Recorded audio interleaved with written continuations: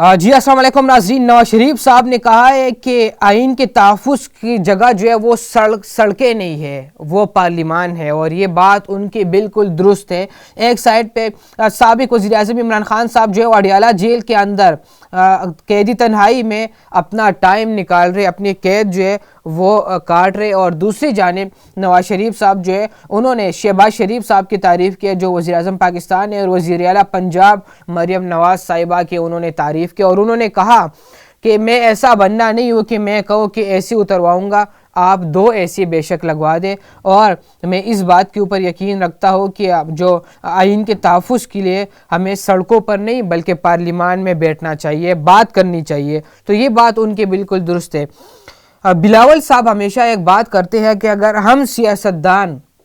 آپس میں نہیں بیٹھتے، ایک دوسرے کو بات کو ترجیح نہیں دیتے، ایک دوسرے کو سمجھنے کی کوشش نہیں کرتے، تو پھر جو ہمارے لیے معاملات خراب ہو جائیں گے، اور پھر کوئی تیسرا بندہ آ کے ہمیں لیڈ کرے گا، ہمیں چلائے گا۔ پھر آپ لوگ یہ نہیں کر سکتے، نہ یہ کہہ سکتے کہ کوئی اور ہمیں اپنے اشاروں پہ نچا رہے یا ہمیں چلانے کی کوشش کر رہے۔ اگر آپ لوگوں نے مل کر بیٹھنا ہے تو تب جا کے ان کو ہم سائڈ پہ کر سکتے۔ تو بلاول صاحب کا ادھر اشارہ کس طرف تھا تو یہ تو ہر کسی کو سمجھ آ گئی ہوگی، لیکن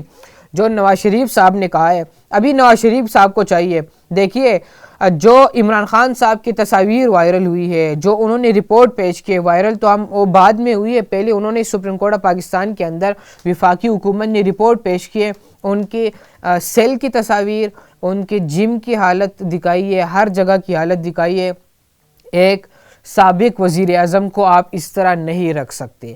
آپ نے اگر نواز شریف کو رکھا تھا تو وہ بھی غلط کیا، اگر آپ نے عمران خان کو رکھا ہے تو یہ بھی غلط رکھا ہوا ہے۔ ایک ملک کا سربراہ رہنے والا ایک سابق وزیر اعظم پاکستان کے ساتھ آپ ایسا برتاؤ نہیں کر سکتے۔ پھر اس بننے نے کل آ کے باہر ہونا ہے، کل آ کے انہوں نے وزیر اعظم بننا ہے، پھر جو آج لوگ باہر ہیں انہوں نے اندر جانا ہے۔ تو یہ سیاست کس طرح کی سیاست ہے؟ آپ تعمیری سیاست کریں، پاکستان کے بقا کے لیے سوچیں، پاکستان کے جو معاشی بحران ہیں ان کو نکالنے میں مدد کریں ایک دوسرے کے۔ لیکن اگر آپ لوگوں کے یہ طریقے ہیں تو اگر نواز شریف صاحب کا یہ بیان آیا ہے کہ جو آئین کے تحفظ کے لیے ہمیں سڑکوں پر نہیں پارلیمان میں بیٹھنا چاہیے، تو پھر ان کو چاہیے کہ جو سابق وزیر اعظم عمران خان صاحب جیل کے اندر ہے ان کو سب سے پہلے باہر نکلوا دے، پھر بات کرے کہ آئے ہم سب مل کر ہم نے بیٹھنا ہے اور پاکستان کے لیے بات کرنی ہے۔ اور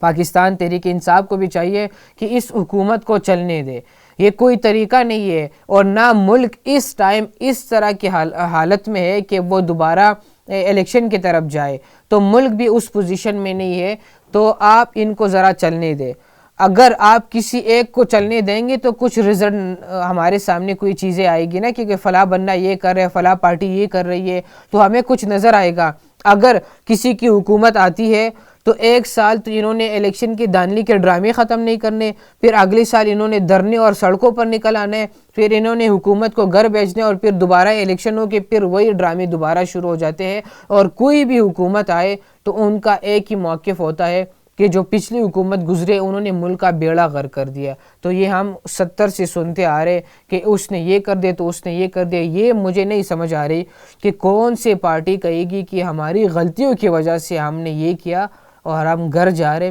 ری الیکشن کی طرف جا رہے، دوبارہ انتخابات کی طرف جا رہے۔ جس طرح لندن